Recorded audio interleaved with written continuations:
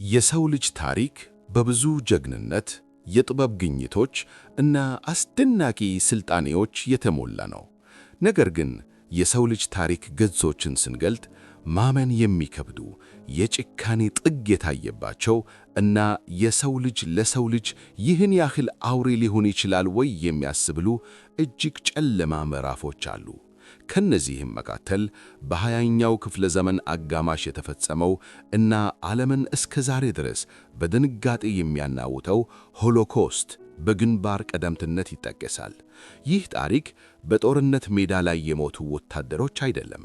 ይህ ታሪክ 6 ሚሊዮን አይሁዳውያን እንዲሁም በሚሊዮኖች የሚቆጠሩ ሮማዎች፣ አካል ጉዳተኞች፣ የፖለቲካ ተቃውሞች እና ሌሎች አናሳ ማህበረሰቦች በዘመናዊ ቴክኖሎጂ፣ በተደራጀ መንግሥት መዋቅር እና ስልጣዊ በሆነ መንገድ እንደ እንስሳ ታድነው ስለተጨፈጨፉበት የዘር ማጥፋት ወንጀል ነው።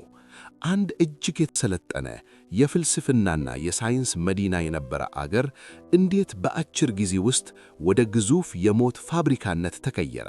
ተራ ዜጎች ጎረቤቶቻቸው ከቤታቸው ሲጎተቱና ወደ ማጎሪያ ካምፕ ሲወሰዱ እንዴት ዝም ብለው አዩ?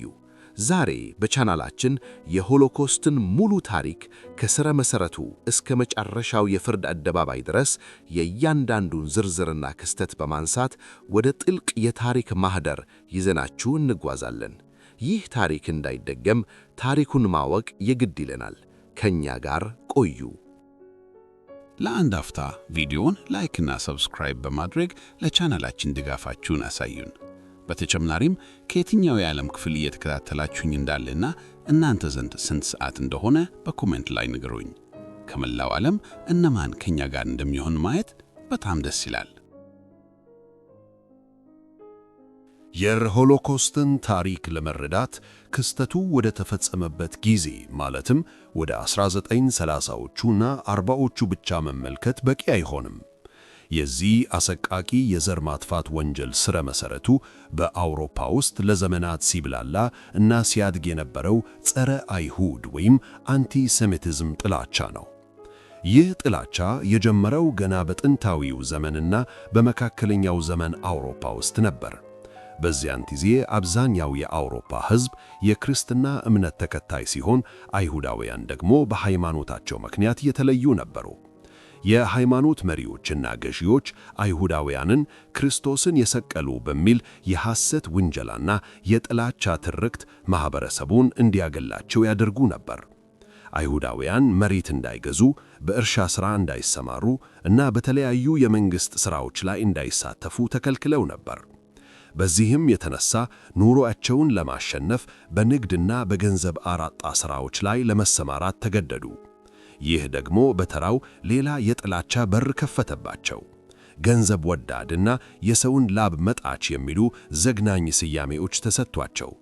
በመካከለኛው ዘመን አውሮፓ ወረርሽኝ ሲከሰት፣ ለምሳሌ ያህል የጥቁሩ ሞት በሚባለው የቡቦኒክ ፕሌግ በሚሊዮኖች የሚቆጠሩ ሰዎችን ሲፈጅ፣ አውሮፓውያን ጣታቸውን የቀሰሩት ወደ አይሁዳውያን ነበር። ውሃችንን በመርዝ በከሉብን በሚል የፈጠራ ክስ በሺዎች የሚቆጠሩ አይሁዳውያን በሕይወት እያሉ በእሳት ተቃጥለዋል። ጊዜው እየገፋ ሲሄድና አውሮፓ ወደ ዘመናዊው የኢንዱስትሪ አብዮት ስትገባ ይህ የሃይማኖት ጥላቻ ቀስ በቀስ መልኩን እየቀየረ መጣ። በ19ኛው ክፍለ ዘመን ሳይንስ ነን ባይ የሆኑ ነገር ግን መሠረት የሌላቸው የዘር ጽንሰ ሐሳቦች ብቅ አሉ። አሁን አይሁዳውያን የሚጠሉት በሃይማኖታቸው ብቻ ሳይሆን ከአውሮፓውያን የተለየ እና ዝቅተኛ የሆነ የዘር ግንድ አላቸው በሚል የውሸት ሳይንሳዊ ትንታኔ ጭምር ነበር። የቻርልስ ዳርዊንን የዝግመተ ለውጥ ጽንሰ ሐሳብ በተሳሳተ መንገድ የተረጎሙት እነዚህ አስተሳሰቦች ማኅበራዊ ዳርዊኒዝም የሚባል አደገኛ ፍልስፍና ፈጠሩ። ይህ ፍልስፍና እንደሚለው በሰው ልጆች መካከል የዘር ተዋረድ አለ። አንዳንዶቹ ዘሮች የበላይ ሲሆኑ፣ ሌሎቹ ደግሞ የበታች ናቸው። በጀርመንና በተለያዩ አውሮፓ ክፍሎች የአርያን የሚባለው ዘር ማለትም ሰማያዊ ዓይን ያለው እና አውሮፓዊው ዘር ከሁሉም የላቀና ፈጣሪ እንደሆነ ሲሰበክ፣ አይሁዳውያን ደግሞ የዚህ የላቀ ዘር ጠላቶችና አጥፊዎች ተደርገው ተሳሉ። ይህ ዘረኛ አስተሳሰብ ወደፊት ለሚመጣው አሰቃቂ ጭፍጨፋ ትልቁን የማመቻቸት ሥራ የሠራ የጥፋት ዘር ነበር። የሆሎኮስት መፈጠር ሌላኛው ትልቁ ምክንያት ደግሞ አንደኛው የዓለም ጦርነትና ተከትሎት የመጣው የጀርመን መፈራረስ ነው። በ1914 የጀመረው አንደኛው የዓለም ጦርነት በ1918 ሲጠናቀቅ ጀርመን ያልጠበቀችው ሽንፈት ገጠማት። የጀርመን ጦር መሪዎች ለሕዝባቸው ጦርነቱን እያሸነፉ እንደሆነ ሲነግሩ ቆይተው በድንገት እጃቸውን መስጠታቸው የጀርመንን ሕዝብ በከፍተኛ ድንጋጤና ቁጣ ውስጥ ከተቱ። ጀርመናውያን ሽንፈታቸውን ማመን አልቻሉም። የጦር ሜዳውን ያላዩት የጀርመን ዜጎች እንዴት ልንሸነፍ ቻልን ብለው ሲጠየቁ የጦር መኮንኖችና ቀኝ ዘመም ፖለቲከኞች አንድ አደገኛ የፈጠራ ትርክት አመጡ። ይህ ትርክት ጀርባ ላይ የተሰካ ቢላዋ ወይም በጀርመንኛ ዶልክስቶልብ ሌጌንዳ በመባል ይታወቃል። በዚህ የፈጠራ ትርክት መሠረት የጀርመን ጦር በጦር ሜዳ አልተሸነፈም። ይልቁንም በሀገር ውስጥ ባሉ ከዳተኞች በተለይም በአይሁዳውያን፣ በኮሚኒስቶችና በግራ ዘመን ፖለቲከኞች ሴራ ከጀርባው ተወግቶ ነው የተሸነፈው የሚል ፕሮፓጋንዳ ተነዛ። ምንም እንኳን በሺዎች የሚቆጠሩ ጀርመናውያን አይሁዶች በአንደኛው የዓለም ጦርነት ለጀርመን ሀገራቸው ዘምተው የሞቱና ጀግንነት የሰሩ ቢሆንም ይህ እውነት በከረረ የጥላቻ ፖለቲካ ተዋጠ። በ1919 አሸናፊዎቹ ሀገራት ብሪታንያ፣ ፈረንሳይ፣ አሜሪካና ጣሊያን በፓሪስ ተሰባስበው የቬርሳይን ስምምነት አረቀቁ። ይህ ስምምነት ለጀርመን እጅግ አዋራጅና አድቃቂ ነበር። ጀርመን የጦርነቱ ብቸኛ ተጠያቂ እንድትሆን ተደረገች። ግዛቶቿን ተነጠቀች። ጦሯን ከ100,000 ወታደሮች በታች እንድትቀንስ ተገደደች። እንዲሁም ለአሸናፊዎቹ ሀገራት ማሰብ ከሚቻለው በላይ የሆነ እጅግ ግዙፍ የጦር ካሳ ሬፓሬሽንስ እንድትከፍል ተወሰነባት። ይህ ውሳኔ የጀርመንን ኢኮኖሚ ከስሩ መንግሎ ጣለው። ከጦርነቱ በኋላ የተመሠረተው የጀርመን መንግሥት የዋይማር ሪፐብሊክ በመባል የሚታወቀው ይህንን የተመሰቃቀለ ሀገር የማስተዳደር ከባድ ኃላፊነት ወደቀበት። ነገር ግን ሪፐብሊኩ ገና ከጅምሩ በችግሮች የተተበተበ ነበር። የጦር ካሳውን ለመክፈል መንግሥት ያለምንም ገደብ ገንዘብ ማተም በመጀመሩ በጀርመን ታሪክ ታይቶ የማይታወቅ የገንዘብ ግሽፈት ተከሰተ። የጀርመን መገበያ ገንዘብ የሆነው ማርክ ዋጋው ከመውደቁ የተነሳ ሰዎች ዳቦ ለመግዛት በጋሬ ከሞላ ገንዘብ ይዘው ይሄዱ ነበር። ልጆች በገንዘብ ኖቶች እንደ አሻንጉሊት ይጫወቱ ነበር። የሰዎች የሕይወት ዘመን ቁጠባ በአዳር ትርጉም አልባ ሆነ። በሚሊዮኖች የሚቆጠሩ ጀርመናውያን ሥራ አጡ፣ ተራቡ፣ ተዋረዱ። ምንም እንኳን በ1920ዎቹ አጋማሽ ላይ የዋይማር ሪፐብሊክ የተወሰነ የኢኮኖሚ መረጋጋት ቢያሳይም በሕዝቡ ልብ ውስጥ የነበረው ቁስል፣ የውርደት ስሜት እና ሥርዓቱን አለማመን አልጠፋም ነበር። ሕዝቡ ዴሞክራሲያዊ ሥርዓቱ ችግሮቻችንን ሊፈታ አይችልም ወደሚል ተስፋ መቁረጥ ደረሰ። ጀርመናውያን ጠንካራ መሪ፣ ሀገራቸውን ወደ ቀድሞ ክብሯ የሚመልስ አዳኝ እና ለደረሰባቸው መከራ ተጠያቂ የሚያደርጉት ጠላት ይፈልጉ ነበር። የፖለቲካ መድረኩ ለጽንፈኞች፣ ለብሔረተኞች እና ለጥላቻ ሰባኪዎች እጅግ የተመቻቸ ሆነ። ማኅበረሰቡ በድህነት ሲቆራመድ፣ በመንገዶች ላይ የፖለቲካ ፓርቲ ታጣቂዎች እርስ በርስ ይገዳደሉ ነበር። ይህ የኢኮኖሚ ውድቀት፣ ብሔራዊ ውርደት እና ስር የሰደደ አይሁድ ጥላቻ አንድ አደገኛ ሰው እና ፓርቲው ብቅ እንዲሉ እና አጠቃላይ የጀርመንን አልፎም የዓለምን ታሪክ ወደ አስፈሪ አቅጣጫ እንዲቀይሩ ፍጹም የሆነ ምቹ ሁኔታን ፈጠረ። ያ ሰው አዶልፍ ሂትለር ነበር። የአዶልፍ ሂትለር ስም ሲነሳ ወዲያውኑ ወደ አእምሮአችን የሚመጣው አምባገነንነት፣ ጭካኔ እና የዓለምን ካርታ በደም የሳለው የናዚ አገዛዝ ነው። ነገር ግን ይህ ሰው በአንድ ጀንበር የተፈጠረ አልነበረም። የሂትለርን ወደ ሥልጣን መምጣት ለመረዳት ወደ ሕይወቱ መጀመሪያና የፖለቲካ ፍልስፍናው እንዴት እንደተቀረጸ መመልከት ግድ ይላል። አዶልፍ ሂትለር የተወለደው በኦስትሪያ ሲሆን ወጣትነቱ የተሞላው በውድቀትና በብስጭት ነበር። አርቲስት የመሆን ትልቅ ህልም ነበረው። ሆኖም በቪየና የጥበብ አካዳሚ ያገባው ማመልከቻ 2 ጊዜ ተቀባይነት አጣ። በቪየና ጎዳኖች ላይ በድህነትና በባዶነት ሲንከራተት የዚያች ከተማ የፖለቲካ ድባብ በውስጡ ጥልቅ ተጽዕኖ አሳደረበት። ቪየና በወቅቱ የአንቲ-አይሁድና የከረረ ብሔረተኝነት ናሽናሊዝም የሚቀነቀንባት ከተማ ነበረች።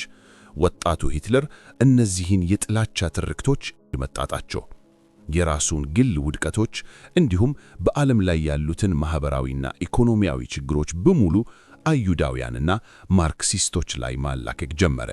በ1914 አንደኛው የዓለም ጦርነት ሲፈነዳ ሂትለር አዲስ የሕይወት ዓላማ አገኘ። በጀርመን ጦር ውስጥ በበጎ ፈቃደኝነት ተመዝግቦ ተዋጋ። በጦርነቱ ወቅት መልእክተኛ ሆኖ በማገልገል የጀግንነት ሜዳሊያዎችን አይረን ክሮስ ተሸልሟል። ይሁን እንጂ በ1968 መጨረሻ አካባቢ በመርዝ ጋዝ ጥቃት ታውሮ ሆስፒታል በነበረበት ጊዜ ጀርመን እጅ መሰጠቷን ሲሰማ እጅግ ደነገጠ። ጀርመን ከጀርቧ ተወግታ ነው የተሸነፈችው የሚለውን የፈጠራ ትርክት በሙሉ ልቡ አምኖ ተቀበለ። በጦርነቱ በኋላ በሙኒክ ከተማ የጀርመን ሰራተኞች ፓርቲ ጀርመን ወርከርስ ፓርቲ ዲኤፒ የተባለ አነስተኛና ጽንፈኛ የፖለቲካ ቡድንን እንዲሰልል በጦር ሰራዊቱ ታዘዘ። ነገር ግን ስብሰባዎቻቸውን ሲከታተል ከነሱ አስተሳሰብ ጋር ሙሉ በሙሉ እንደሚሰማው ተገነዘበ። ብዙም ሳይቆይ የፓርቲው አባል ሆነ። አስገራሚ በሆነው የንግግር ችሎታው እና ሰዎችን የማሳመን ብቃቱ በፍጥነት የፓርቲው መሪ ለመሆን በቃ። የፓርቲውን ስምም ወደ ብሔራዊ የሶሻሊስት የጀርመን ሰራተኞች ፓርቲ ወይም በአጭሩ ናዚ ፓርቲ ቀየረው። የሂትለር የንግግር ችሎታ አስማታዊ ነበር። የሰዎችን ስሜት እንዴት መቆጣጠር እንዳለበት ያውቅ ነበር። የተሸነፉ፣ የተዋረዱና የተራቡ ጀርመናውያን ለችግሮቻቸው ግልጽ የሆነ መፍትሄ ሲጠሙ ሂትለር ቀላል መልሶችን ይሰጣቸው ነበር። የቬርሳይን ስምምነት እንደሚቀደው፣ የጀርመንን ኢኮኖሚ እንደሚያነካካ እና የጀርመንን ጠላቶች በተለይም አይሁዳውያንንና ኮሚኒስቶችን እንደሚያጠፋ ቃል ገባ። በ1923 የጣሊያኑን ፋሺስት መሪ ቤኒቶ ሙሶሊኒን ፈለግ በመከተል ሂትለር በሙኒክ ከተማ የሥልጣን ግልበጣ ለማድረግ ሞከረ። ይህ ሙከራ ቢር ሆል ፑች በመባል ይታወቃል። ነገር ግን ሙከራው ከሸፈ። ሂትለርም ተይዞ በእስራት ተቀጣ። ይህ እስራት ግን ለሂትለር የፖለቲካ ሕይወት ማበቂያ አልነበረም። ይልቁኑ ትልቁ መክፈቻ ሆነ። በእስር ቤት በነበረበት ጊዜ የእብደትና የጥላቻ ማኒፌስቶ የሆነውን ማይን ካምፍ የእኔ ትግል የተባለውን መጽሐፍ ጻፈ። በዚህ መጽሐፍ ውስጥ ወደፊት ስለሚያደርጋቸው ሁሉ በግልጽ አስቀምጦ ነበር። ዓለምን በዘር ከፈለው። የአርያን ዘር የዓለም ገዢ መሆን እንዳለበት እና ለዚህም ሌበንስራውም ወይም ተጨማሪ የመኖሪያ እና የኑሮ ግዛት በምስራቅ አውሮፓ ማስፋፋት እንዳለበት ሰበከ። አይሁዳውያንን ደግሞ እንደ ሰው ሳይሆን የሰው ልጅ ዘርን እንደሚያጠፋ አደገኛ ቫይረስና ትላትል አድርጎ ገለጻቸው። በዚህ መጽሐፍ ውስጥ የተዘራው የጥላቻ ዘር የሆሎኮስት የርዕዮተ ዓለም መሠረት ነበር። ከእስር ሲፈታ ሂትለር አዲስ ስልት ነደፈ። ስልጣንን በጉልበት ከመያዝ ይልቅ በሕጋዊ መንገድ በምርጫ አሸንፎ ስልጣን ላይ መውጣት እንዳለበት ተገነዘበ። እስከ 1929 ድረስ የናዚ ፓርቲ በጀርመን ፖለቲካ ውስጥ አነስተኛ ድምፅ ያለው ፓርቲ ነበር። ነገር ግን በአሜሪካ ዎል ስትሪት ላይ የተከሰተው የኢኮኖሚ ውድቀት ዘ ግሬት ዲፕሬሽን ዓለምን ሲያናውጥ ጀርመንም አብራ ተመታች። በሚሊዮን የሚቆጠሩ ጀርመናውያን ሥራ አጡ፣ ባንኮች ተዘጉ፣ ድህነት ተንሰራፋ። የዋይማር ሪፐብሊክ መንግሥት መፍትሄ ማምጣት ተሳነው። ይህ ትርምስ ለሂትለር የሰማይ መና ሆነለት። ሕዝቡ በተስፋ መቁረጥ ውስጥ ሆኖ ወደ ጽንፈኛ ፓርቲዎች ማዘንበል ጀመረ። የናዚ ፓርቲ የምርጫ ቅስቀሳውን አጠናከረ። በመላው ጀርመን እየተዘዋወረ የፕሮፓጋንዳ ማሽኑን ተጠቅሞ የጀርመን ብቸኛ አዳኝ እኔ ነኝ እያለ ሰበከ። የናዚ ታጣቂዎች ብራውን ሸርትስ ወይም ኤስኤ በመንገድ ላይ ተቃዋሚዎቻቸውን ይደበድቡ፣ ሕዝቡን ያሸብሩ ነበር። በ1932 በተደረገው ምርጫ የናዚ ፓርቲ በጀርመን ፓርላማ ራይክስታግ ከፍተኛውን የድምፅ መጠን በማግኘት ትልቁ ፓርቲ ሆነ። ሆኖም ሂትለር አብላጫውን ድምፅ ስላላገኘ ብቻውን መንግሥት መመስረት አልቻለም። በወቅቱ የጀርመን ፕሬዚዳንት የነበሩት አረጋዊው ፖል ቮን ሂንደንበርግ ሂትለርን ይንቁትና ይጠሉት ነበር። ነገር ግን ሌሎች ወግ አጥባቂ ፖለቲከኞችና የንግድ ተቋማት ባለቤቶች የኮሚኒስቶችን መስፋፋት ስለፈሩ ሂትለርን መጠቀም እንደሚችሉ አሰቡ። ሂትለርን ቻንስለር አድርገን እንሹመው፣ እኛ ግን እንቆጣጠረዋለን የሚል እጅግ አደገኛና የተሳሳተ ስሌት ሰሉ። ጥር 30 1933 ፕሬዚዳንት ሂንደንበርግ አዶልፍ ሂትለርን የጀርመን ቻንስለር አድርገው ሾሙት። የጀርመን ፖለቲከኞች ሂትለርን በቁጥጥር ስር ለማዋል አስበው ነበር። ነገር ግን ሂትለር ገና ከጀምሩ ዴሞክራሲን በማፍረስ እና ፍጹም አምባገነናዊ ሥርዓት በመመስረት የጥፋት መንገዱን ጀመረ። የናዚ አገዛዝ በይፋ ተጀመረ። ከዚህች ዕለት በኋላ ለአይሁዳውያን፣ ለጀርመን እና ለዓለም ታሪክ መቼም ወደ ነበረበት የማይመለስ የጨለማ ጉዞ ተጀመረ። አዶልፍ ሂትለር በ1933 ሥልጣን ሲይዝ አይሁዳውያንን የማጥፋቱ ዘመቻ ወዲያውኑ በጋዝ ክፍሎችና ግድያ አልተጀመረም። የሆሎኮስት አስፈሪነት ያለው እዚህ ላይ ነው። ሂደቱ እጅግ ስልጣዊ፣ ቀስ በቀስ የተተገበረ እና በሕግ ማዕቀፍ ውስጥ የተሸፈነ ነበር። መጀመሪያ ላይ ናዚዎች የሰሩት አይሁዳውያንን ከጀርመን ማህበረሰብ ነጥሎ ማውጣት፣ ማግለል እና ሰብአዊ ክብራቸውን መግፈፍ ነበር። ይህንንም ያደረጉት በሁለት ዋና ዋና መንገዶች ነበር፤ በጭቆና ሕጎች እና በማያባራ የፕሮፓጋንዳ ማዕበል። ሂትለር ሥልጣን በያዘ በጥቂት ወራት ውስጥ የጀርመንን ዴሞክራሲ ሙሉ በሙሉ አፈረሰ። የራይክስታግ የፓርላማ ሕንፃ መቃጠልን እንደ ሰበብ በመጠቀም የዜጎችን መሠረታዊ መብቶች የሚገፍ የአስቸጋሪ ጊዜ አዋጅ አወጀ። በመቀጠልም በሚያዝያ 1 1933 የናዚ መንግሥት በመላው ጀርመን በአይሁዳውያን የንግድ ተቋማት ላይ የመጀመሪያውን ይፋዊ የቦይኮት የማዕቀብ ዘመቻ አወጀ። የናዚ የጸጥታ ኃይሎች ኤስኤ በአይሁዳውያን ሱቆች፣ የሕክምና ክሊኒኮችና የሕግ ቢሮዎች በር ላይ የቆሙ ጀርመናውያን ከነዚህ ተቋማት ምንም አይነት አገልግሎት እንዳያገኙ ይከለክሉና በመስኮቶች ላይም የዳዊትን ኮከብ ስታር ኦፍ ዴቪድ እና አይሁድ የሚሉ አዋራጅ ቃላትን በቀለም ይጽፉ ነበር። ከሳምንታት በኋላ መንግሥት የሲቪል ሰርቪስ ሕግ አወጣ። በዚህ ሕግ መሠረት ማንኛውም የአይሁድ ዝርያ ያለው የመንግሥት ሠራተኛ፣ መምህር፣ ዳኛ፣ ወታደርና ሐኪም ከሥራው ተባረረ። በአንድ ጀንበር ለሀገራቸው በታማኝነት ሲያገለግሉ የነበሩ በሺዎች የሚቆጠሩ ዜጎች ሜዳ ላይ ቀሩ። የአይሁድ ተማሪዎች በዩኒቨርሲቲዎችና በትምህርት ቤቶች ውስጥ የሚኖራቸው ቁጥር በኮታ እንዲገደብ ተደረገ። በግንቦት 1933 ደግሞ አዲስ ክስተት ተፈጠረ። የናዚ ደጋፊ የሆኑ ተማሪዎች በመላው ጀርመን በሚገኙ አደባባዮች ላይ በአይሁዳውያን፣ በኮሙኒስቶችና በሊበራል ጸሐፊዎች የተጻፉ በ10 ሺዎች የሚቆጠሩ መጻሕፍትን በእሳት አቃጠሉ። የጀርመኑ ታላቅ ጸሐፊ ሃይንሪክ ሃይን ከዓመታት በፊት እንዳለው መጻሕፍትን በሚያቃጥሉበት ቦታ በመጨረሻም ሰዎችንም ያቃጥላሉ። ይህ ትንቢት በትክክል የተፈጸመ ነበር። በ1935 የናዚ መንግሥት ጭቆናውን ወደ ላቀ ደረጃ አሻገረው። በመስከረም ወር የናዚ ፓርቲ በኑረምበርግ ከተማ ባደረገው ዓመታዊ ጉባኤ ላይ የኑረምበርግ ሕጎች የሚባሉትን አዋጆች አጸደቀ። እነዚህ ሕጎች አይሁዳውያንን በይፋ ከጀርመን ዜግነት ሰረዙ። አይሁዳውያን የዜግነት መብት የሌላቸው የግዛት ነዋሪዎች ብቻ ሆኑ። ከዚህም በላይ ሕጉ በአይሁዳውያንና በጀርመናውያን አርያኖች መካከል ጋብቻንና የጾታ ግንኙነትን በጥብቅ ከለከለ። ይህ ሕግ እጅግ አደገኛ የነበረው አይሁዳዊነትን ከሃይማኖትነት ወደ ዘር የቀየረ በመሆኑ ነው። አንድ ሰው የክርስትና እምነት ተከታይ ቢሆንም እንኳን አያቶቹ አይሁዳውያን ከነበሩ በሕጉ መሠረት እንደ አይሁዳዊ ይቆጠርና የጭቆናው ሰለባ ይሆናል። ይህ ሁሉ ሕጋዊ ጭቆና በሕዝቡ ዘንድ ተቀባይነት እንዲያገኝ የናዚ የፕሮፓጋንዳ ሚኒስትር የነበረው ጆሴፍ ጎቤልስ እጅግ የተራቀቀና መርዛማ የፕሮፓጋንዳ ዘመቻ ያካሂድ ነበር። ሬዲዮ፣ ፊልም፣ ጋዜጣ፣ ቲያትርና ስነ ጥበብ በሙሉ በናዚ ቁጥጥር ስር ዋሉ። ዴር ሽቱርመር የተባለው የጥላቻ ጋዜጣ አይሁዳውያንን እንደ ሰይጣን፣ እንደ አጭበርባሪ እና የጀርመንን ደም እንደሚያረክሱ ፍጥረታት አድርጎ በካርቱን ስዕሎች አስደግፎ በየሳምንቱ በሚሊዮን ቅጂዎች ያትም ነበር። ሕፃናት በትምህርት ቤቶች ውስጥ ስለ ዘር ሳይንስ ይማሩ ነበር። አይሁዳውያንን እንዴት በመልካቸው መለየት እንደሚችሉና እንደ ጠላት እንዲያዩዋቸው ጭንቅላታቸው ይጣጠብ ነበር። በማኅበረሰቡ ውስጥ አይሁዳውያን ከሰውነት በታች ሰብ ሂውማን እንደሆኑ ተደርገው ተሳሉ።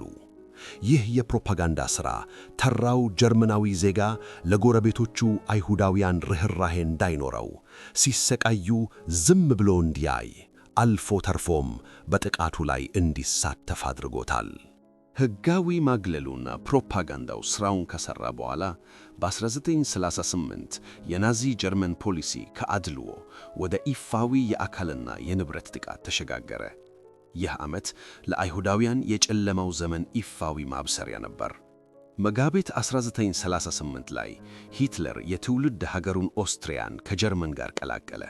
አንሽሉስ በአንድ ጀንበር 200,000 የሚሆኑ የኦስትሪያ አይሁዳውያን በናዚ መንጋጋ ውስጥ ወደቁ። በኦስትሪያ ጎዳናዎች ላይ አይሁዳውያን የሕዝብ መጸዳጃ ቤቶችን በጥርሳቸው ብሩሽ እንዲያጸዱ ይገደዱ፣ በሕዝብ ፊት ይዋረዱና ይደበደቡ ነበር። በጥቅምት 1938 ደግሞ የጀርመን መንግሥት በሺዎች የሚቆጠሩ የፖላንድ ዜግነት ያላቸውን አይሁዳውያን ከጀርመን እያባረረ በፖላንድ ድንበር ላይ በብርድና በረሃብ ሜዳ ላይ ጣላቸው። ከነዚህም መካከል የሄርሸል ግሪንስፓን ቤተሰቦች ይገኙበት ነበር።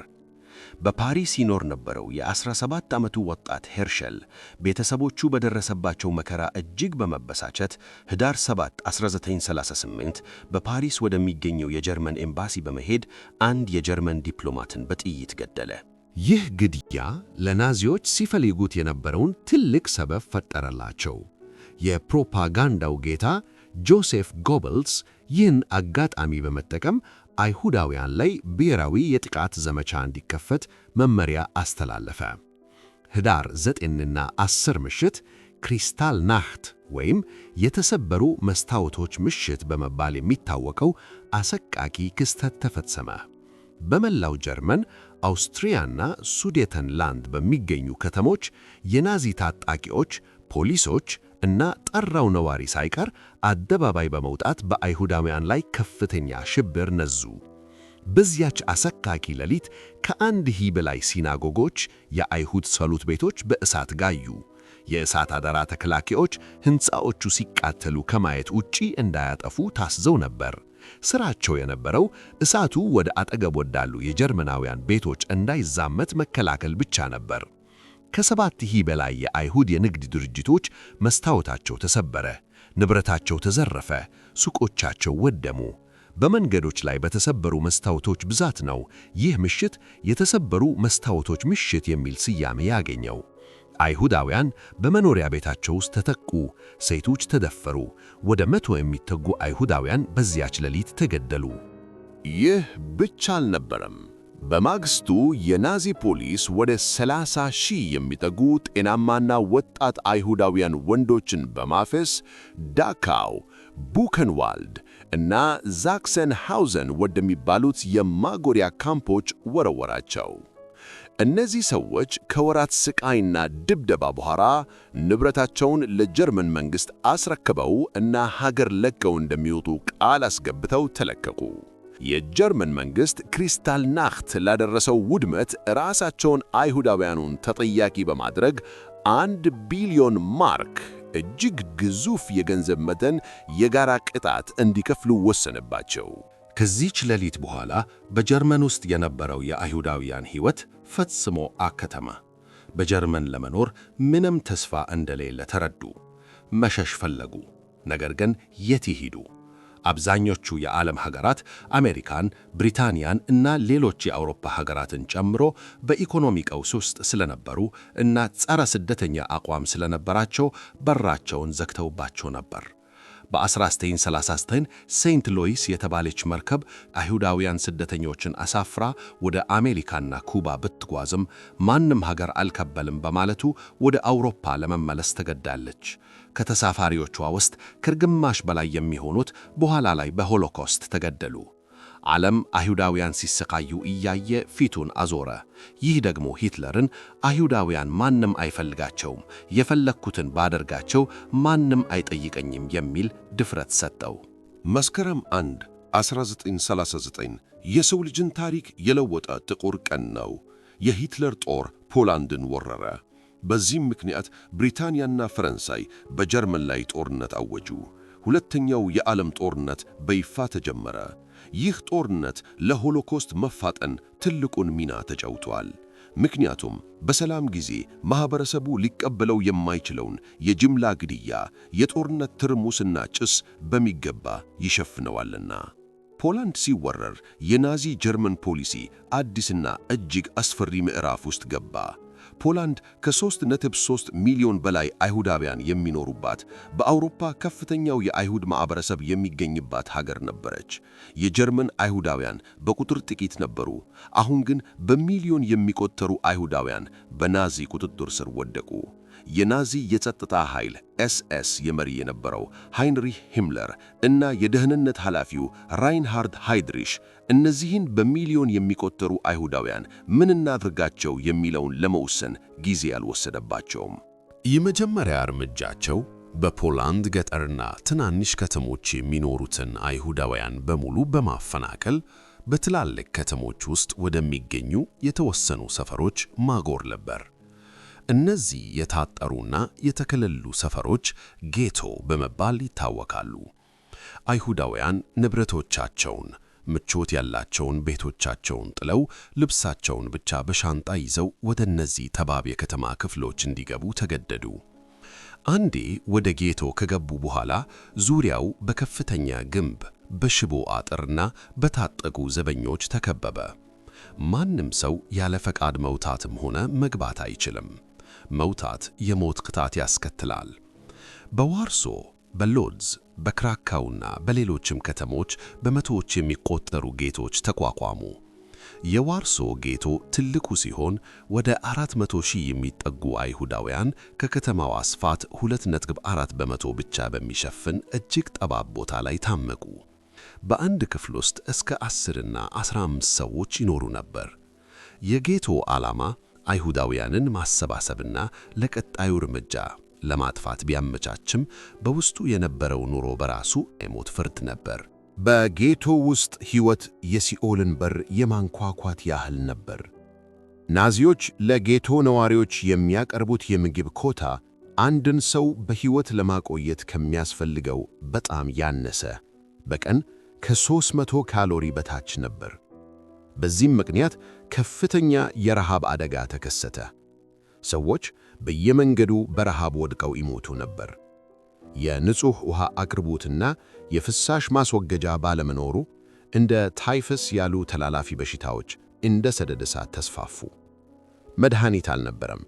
በየቀኑ በሺዎች የሚቆጠሩ አስከሬኖች በየመንገዱ ዳር በጋሪ ይሰበሰቡ ነበር። ይህን አስከፊ ሁኔታ ለማስተዳደር ናዚዎች ዩደንራት ወይም የአይሁድ ምክር ቤቶችን አቋቋሙ። እነዚህ የምክር ቤት አባላት በራሳቸው በአይሁዳውያን ማህበረሰብ መሪዎች የተሞሉ ሲሆኑ የናዚን ትዕዛዝ የማስፈጸም ከባድና የማይቻል ኃላፊነት ተጥሎባቸው ነበር። ናዚዎች የምግብ ኮታን በመቀነስና ሥራ በማሰራት የዩደንራት መሪዎችን ይጫኑ ነበር። እነዚህ መሪዎች የሕዝባቸውን ሕይወት ለማዳን ሲሉ የማይታሰብ የሞራል ፈተና ውስጥ ገቡ። ዛሬ ማን ለሞት ይላክ፣ ማን ለሥራ ይሂድ የሚለውን እንዲወስኑ ተገደዱ። ይህ ሁሉ መከራ ቢኖርም በጌቶ ውስጥ የነበሩ አይሁዳውያን ሰብአዊ ክብራቸውን ለማስጠበቅ ትግል አድርገዋል። በድብቅ ትምህርት ቤቶችን ከፍተዋል። የቲያትርና የሙዚቃ ዝግጅቶችን አድርገዋል።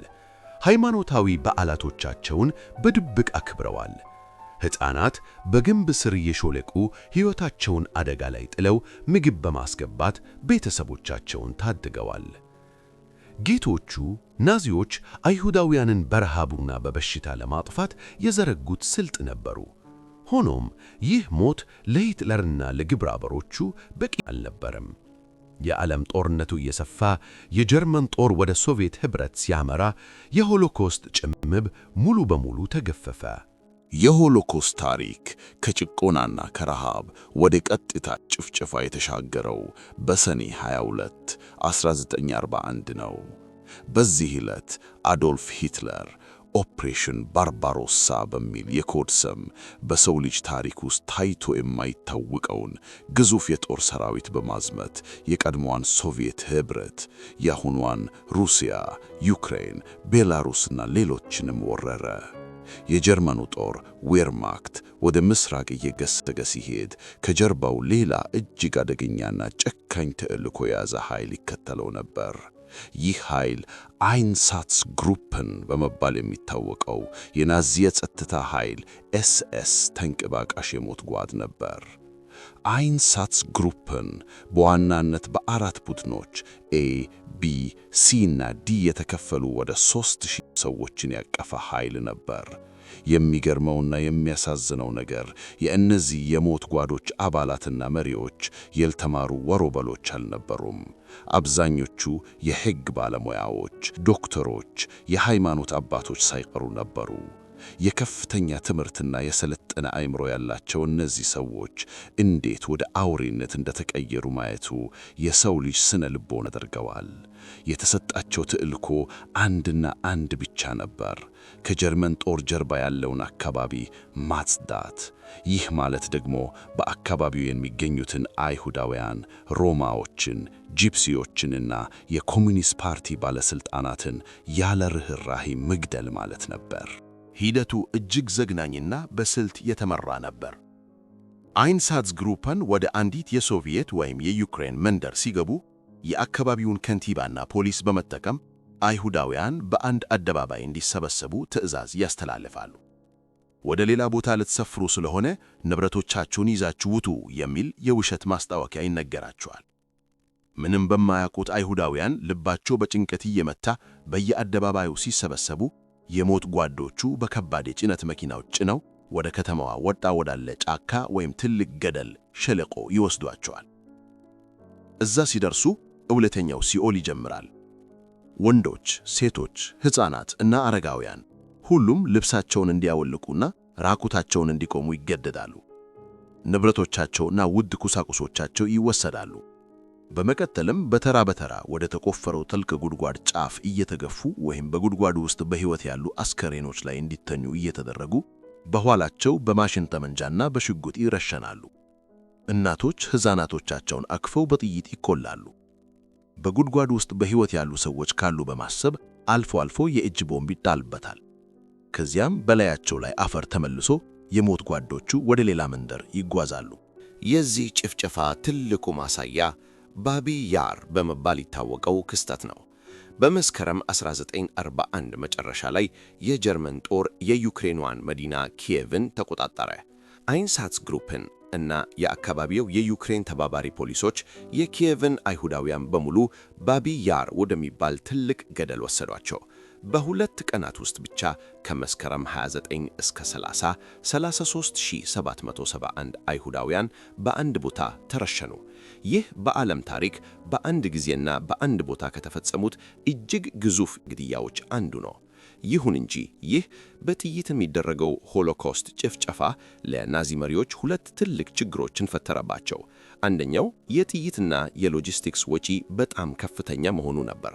ሁለተኛውና ዋነኛው ደግሞ የገዳዮቹ ስነ ልቦና ላይ ያመጣው ጫና ነው። ምንም እንኳን ናዚዎቹ የጥላቻ ትምህርት ቢወስዱም በየቀኑ ራቁታቸውን የቆሙ እናቶችና ሕፃናት ፊት ለፊት እያዩ መተኮስ የብዙዎቹን ወታደሮች አእምሮ አናጋው። ወታደሮቹ በከፍተኛ የአልኮል ሱሰኝነት፣ በቅዠት እና በአእምሮ መረበሽ መቸገር ጀመሩ። የኤስኤስ መሪው ሃይንሪክ ሂምለር በአንድ ወቅት በሚንስክ ከተማ ግድያ ሲፈጸም ለማየት ሄዶ የአንጎሎ ቁርጥላጭ ፊቱ ላይ ሲረጭ ራሱን ስቶ ወድቆ ነበር። ከዚህ በኋላ የናዚ መሪዎች አንድ አስፈሪ ድምዳሜ ላይ ደረሱ። ገዳዮቻችንን ከስነ ልቦና ቀውስ የምንጠብቅበት እና ግድያውን በፍጥነት የምናከናውንበት ሌላ የኢንዱስትሪ መንገድ መፈለግ አለብን አሉ። መጀመሪያ ላይ የጋዝ መኪኖችን ጋስ ቫንስን ሞከሩ። እነዚህ መኪኖች የሞተሩን ጭስ ካርቦን ሞኖክሳይድን ወደ ጭነት ክፍሉ በማስገባት ሰዎቹን የሚያፈኑ ነበሩ።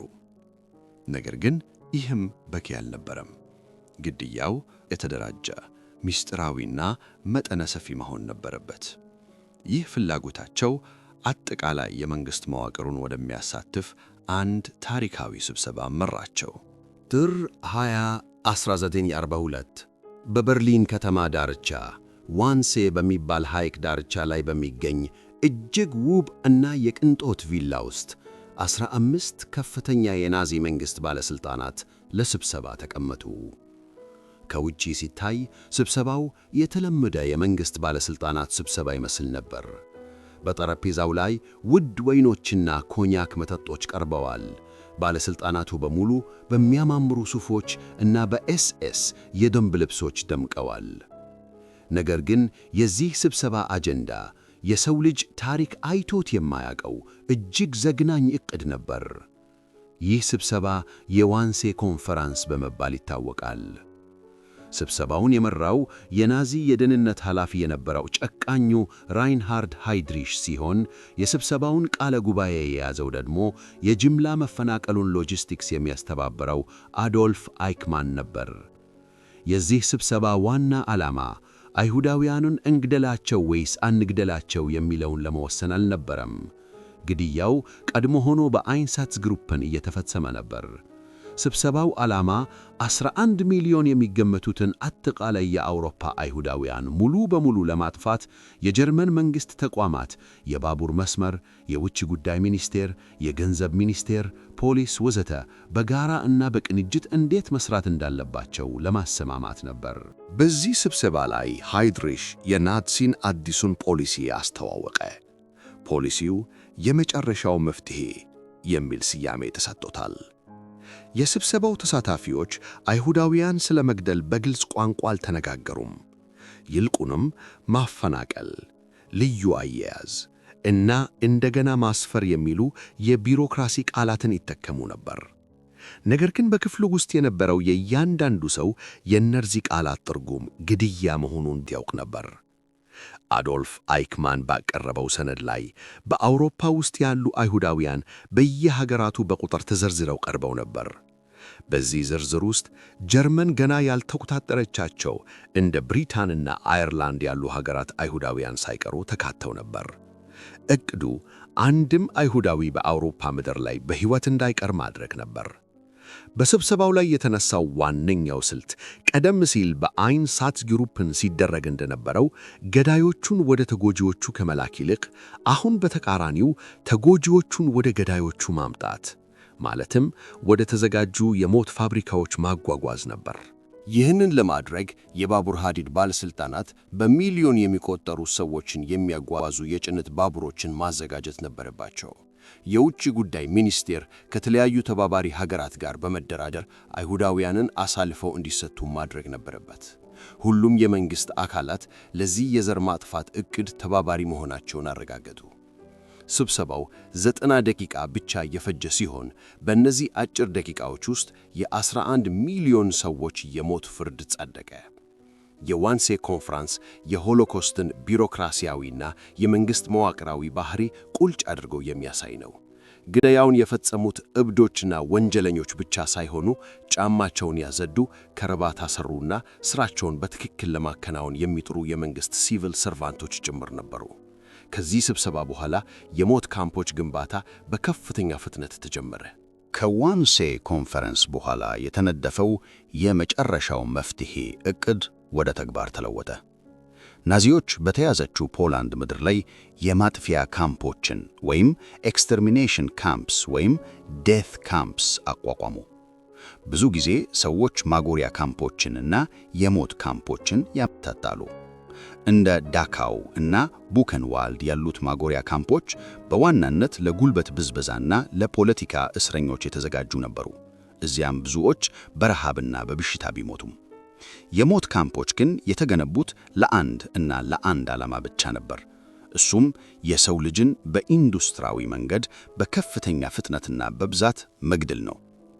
በኦፕሬሽን ራይንሃርድ ስር 3 ዋና ዋና የሞት ካምፖች ተገነቡ፤ ትሬብሊንካ፣ ቤልዜክ እና ሶቢቦር።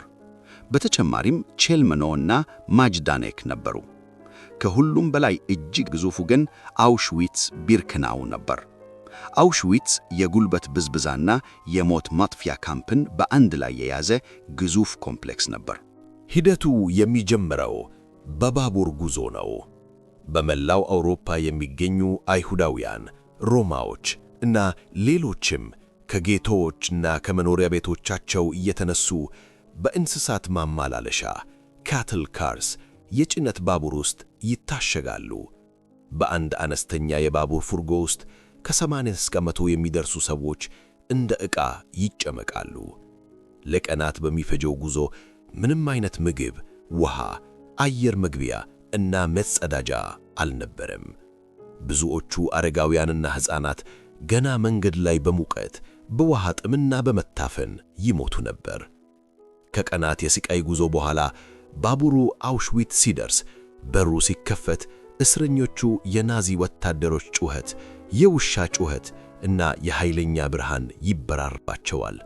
ይህ ቦታ ዘራምፕ ይባላል። እዚህ ላይ ነው ከባዱ የሥነ ልቦናና የአካል ስብራት የሚፈጸመው። ምርጫው እንደ ዶክተር ጆዜፍ ሜንጌሌ የሞት መልአክ በመባል የሚታወቀው የኤስኤስ ሐኪሞች ቆመው ከባቡር የሚወርዱትን ሰዎች በአውራ ጣታቸው ምልክት ብቻ ወደ ቀኝ ወይም ወደ ግራ ይከፍሏቸዋል። እናቶች ከልጆቻቸው፣ ባሎች ከሚስቶቻቸው፣ ወንድሞች ከእህቶቻቸው በሰከንዶች ውስጥ ይለያያሉ። ወደ ቀኝ የሚላኩት ወደ 20 በመቶ የሚሆኑት ጠንካራና ወጣት የሆኑት ሲሆኑ ለከባድ የባሪያ ጉልበት ሥራ የተመረጡ ናቸው። ወደ ግራ የሚላኩት ደግሞ አብዛኞቹ ሴቶች፣ ሕፃናት፣ አረጋውያንና የታመሙት በቀጥታ ወደ ሞት የሚላኩ ናቸው። ወደ ግራ የተላኩት ሰዎች ሞታቸውን አያውቁም ነበር።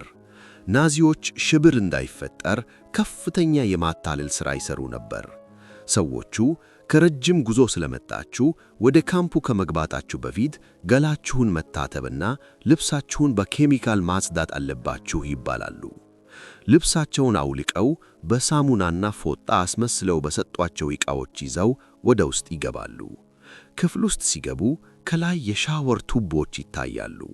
እነዚህ ግን ውሃ የማይወጣባቸው የውሸት ቱቦዎች ነበሩ። ክፍሉ በሰዎች ታምቆ እንደሞላ ወፍራሙ የብረት በር ከውጭ ይቆለፋል። ከዚያም የኤስኤስ ወታደሮች ከጣሪያው ላይ በተዘጋጀ ቀዳዳ በኩል ዛይክሎን ቢ የተባለውን ገዳይ የሃይድሮጂን ሳይናይድ ጋዝ ቆርቆሮ ወደ ውስጥ ይጥላሉ። ጋዙ ከአየሩ ሙቀት ጋር ሲገናኝ ገዳይ ጭስ ይፈጥራል። በክፍል ውስጥ ያሉት ሰዎች ሲታፈኑ ይጮኻሉ። ለመተንፈስ ሲሉ ወደ ላይኛው አየር ይቧደናሉ። በሩን በምስማር በተነቀለ ጣታቸው ይቧጭራሉ። ነገር ግን ማንም አይሰማቸውም። በ15ና በ20 ደቂቃዎች ውስጥ ክፍሉ ጸጥ ይላል። ሁሉም አልቀዋል። ከዚህ በኋላ ሌላኛው ዘግናኝ ተግባር ይጀምራል። ዞንደር ኮማንዶ የሚባሉት በግዳጅ የተመረቱ የአይሁድ እስረኞች በክፍል ውስጥ ይገቡና አስከሬኖቹን የማጽዳት ሥራ ይሰሩ ነበር። የወርቅ ትርሶች ከሟቾቹ ይነቀላሉ። የሴቶች ፀጉር ይቆረጣል። ይህ ፀጉር ለጀርመን ኢንዱስትሪ የጦር መርከብ ገመድና ራቢ ልብስ መስሪያ ይላክ ነበር። በመጨረሻም አስከሬኖቹ ወደ ክሪማቶሪያ የአስከሬን ማቃጠያ ይገቡና አመድ ይደረጋሉ። አመዱ በአቅራቢያው ወዳሉ ወንዞች ወይም ማሳዎች እንደ ማዳበሪያ ይበተናል። የዚህ የሞት ፋብሪካ ልኬት አእምሮ ከሚቀበለው በላይ ነው።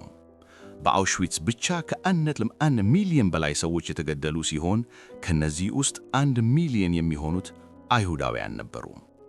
በትሬብሊንካ ወደ 900,000 የሚጠጉ ሰዎች ተገድለዋል። ናዚዎች የሰውን ልጅ የመግደል ሂደትን ልክ መኪና እንደ ማምረት አይነት ኢንዱስትሪ አድርገውት ነበር።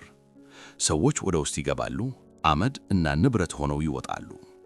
የሟቾቹ ጫማዎች፣ መነጽሮች፣ ልብሶችና ሻንጣዎች ተለቅመው ወደ ጀርመን ዜጎች ይላኩ ነበር። ይህ አሰቃቂ የሞት ማሽን ያለ እረፍት ቀንና ሌሊት ይሠራ ነበር። ሆኖም በዚህ ሁሉ የጨለማ እና የሞት ጥላ መካከል ተስፋ እና እምቢተኝነት አልጠፉም ነበር። ስለ ሆሎኮስት ስናወራ ብዙ ጊዜ አይሁዳውያን ምንም አይነት ተቃውሞ ሳያሰሙ እንደ በግ ወደ እርድ እንደተነዱ ተደርጎ ይታሰባል። ነገር ግን ይህ ትልቅ የታሪክ ስህተት ነው። ምንም እንኳን የናዚ የጦር ማሽን እጅግ ግዙፍና ጨካኝ ቢሆንም፣ እንዲሁም አይሁዳውያን መሳሪያ ያጡ፣ በረሃብ የደከሙና የተከበቡ ቢሆኑም፣ በብዙ ቦታዎች አስገራሚ የሆኑ የጀግንነትና የእምቢተኝነት ሬዚስተንስ ታሪኮች ተመዝግበዋል። የአይበገሬነቱ ትልቁ ማሳያ በ1943 የተፈጸመው የዋርሶ ጌቶ ዓመት ነው። በዋርሶ ጌቶ ውስጥ ቀደም ሲል ከነበሩት 400,000 አይሁዳውያን ውስጥ አብዛኞቹ ወደ ትሬብሊንካ የሞት ካምፕ ከተወሰዱ በኋላ የቀሩት ወደ 60,000 የሚጠጉት ነዋሪዎች ቀጣዩ ዕጣ ፈንታቸው ሞት መሆኑን ተገንዘቡ። ሞርደካይ አኒሌቪች የተባለው የ23 ዓመት ወጣትና ሌሎች ወጣቶች መሪነት የአይሁድ ተዋጊ ድርጅትን መሰረቱ። በድብቅ ጥቂት ሽጉጦችን፣ ፈንጂዎችን እና ሞሎቶቭ ኮክቴሎችን አዘጋጁ። ሚያዝያ 19 1943 የጀርመን ኤስኤስ ወታደሮች ታንኮችንና ከባድ መሳሪያዎችን ይዘው ጌቶውን ሙሉ በሙሉ ለማጥፋትና ሰዎቹን ለመውሰድ ሲገቡ ያልጠበቁት እሳት ከየህንፃው ጣሪያና መስኮት ዘነበባቸው። በረሃብ የደቀቁት እነዚህ ወጣቶች የዓለምን አስፈሪ ጦር ለአንድ ወር ያህል አቆሙት። ናዚዎች ይህንን ዓመፅ ለማፈን ጌቶውን ህንፃ በህንፃ በእሳት ማጋየት ነበረባቸው። ምንም እንኳን ዓመፁ ቢገታምና አብዛኛዎቹ ተዋጊዎች ቢገደሉም፣ ይህ ድርጊት የክብርና የመንፈስ የበላይነት ምልክት ሆኖ በታሪክ ተመዝግቧል። መሰል ዓመፆች በትሬብሊንካና በሶቢቦር የሞት ካምፖች ውስጥ ሳይቀር ተከስተዋል።